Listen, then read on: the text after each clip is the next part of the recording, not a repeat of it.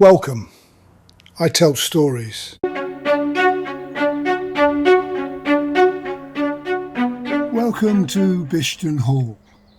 The tourist guides love to start the story with the Domesday Book of 1086 when talking about this patch of Staffordshire, but let's be honest, most of England got a mention there.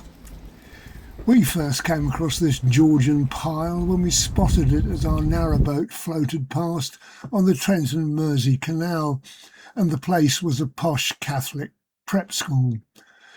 So let's look at the actual bricks instead. The mid-18th century Georgian house standing here was actually erected around 1750 by the Snade family, specifically John Snade, a local landlord who apparently spent his time on botany and tree planting. Just 25 years later, the Snades got tired of the maintenance bills, or perhaps it just needed redecorating, so they unloaded the place onto a wealthy banker in 1776. And then the house you see today was passed down the generational line for a couple of centuries.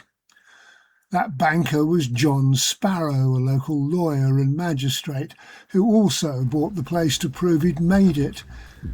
But the real boss of the estate seems to have been his daughter, Charlotte Sparrow. And Charlotte looked at the 19th century marriage market, realised her husband would just legally steal her inheritance and politely said, "Oh, no thanks," probably. She stayed single, kept the cash and spent her life funding the nearby Colwich School so working class kids could at least learn to read.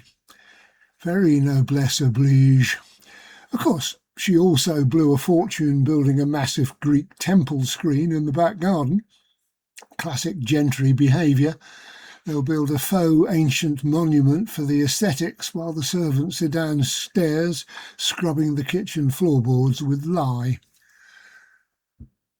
Like so many after two world wars, by 1946 the aristocrats couldn't afford the bills anymore, so the estate was turned over and turned into St Bede's, a posh Catholic prep school founded by Cecil Stafford Northcote. For over 70 years, privileged kids ran ragged through these Georgian corridors. It wasn't exactly Hogwarts, it was a drafty country house that probably permanently smelled of boiled cabbage and wet wool. Most of these places did. Decades of school kids absolutely battered the building's infrastructure, and you can still see the school's heritage, extensions and adaptations, and temporary wooden buildings become permanent. By the time the school finally went bust by the end of 2018, the mansion looked pretty exhausted. Enter Charles Hanson in 2019. You might know him from the telly, waving an antique gavel and permanently enthusiastic. The local media called him the saviour of the hall. But let's be real, he's a businessman, and local rumours and speculation have suggested the mansion may have changed hands for a figure not unadjacent to £1.5 or £2 million. Now that's a lot if all he needed was a giant warehouse to sell old furniture. But he certainly didn't arrive with a magic wand and millions of pounds. Instead, we see a clever alternative strategy here. He set up his auction room, rented out the courtyard to artisan shops, opened a tea room where the old family chapel used to be. It still looks a bit run down because fixing a grade 2-star listed monster takes serious money.